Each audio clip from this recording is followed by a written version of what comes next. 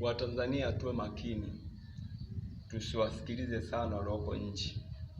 Wale walioko nje wenyewe wamekimbia matatizo, afu wametuacha kwenye matatizo, afu bado wanatuambia kwamba sisi tulete matatizo. Bifu wanazo wenyewe na serikali, ila bado wanatushawishi sisi ambao hatuna ugomvi wote na serikali, tunaishi nao vizuri, kwamba tuendelee kuleta vurugu.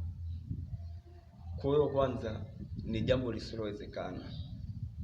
Wenyewe wakihitaji haki zao na wenyewe waje wazichukue, kwa sababu ni wanawake tu wawili ndio ambao wanaoleta hizo vurugu zote, ndio ambao wanatushika sisi Watanzania masikio hadi nifika hii stage ya vurugu kutokea Tanzania. Watu tumeishi bila amani, tumeharibu vitu vyetu, ndugu zetu wameondoka, afu tena bado tunawalaumu Tanzania na ni serikali, na wakati walioko nje ndio chanzo cha kutushika sisi masikio tukalete vurugu. Na siku ile tukashikika masikio tukaenda kuleta vurugu, kimetokea cha kutokea, afu tena bado tunailaumu Tanzania kwamba serikali ya Tanzania inafanya vibaya. Kweli?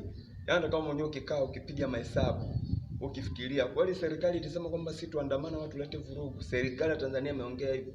Serikali ya Tanzania haijaongea kwamba sisi tuandamana tulete vurugu, bali ni wale ambao wanaoidharau serikali ya Tanzania wakakimbilia nje za nchi ndio ambao wameongea yote maneno na wameleta hizo vurugu zote, wakatushika masikio na sisi kweli tukashikika tukaleta vurugu.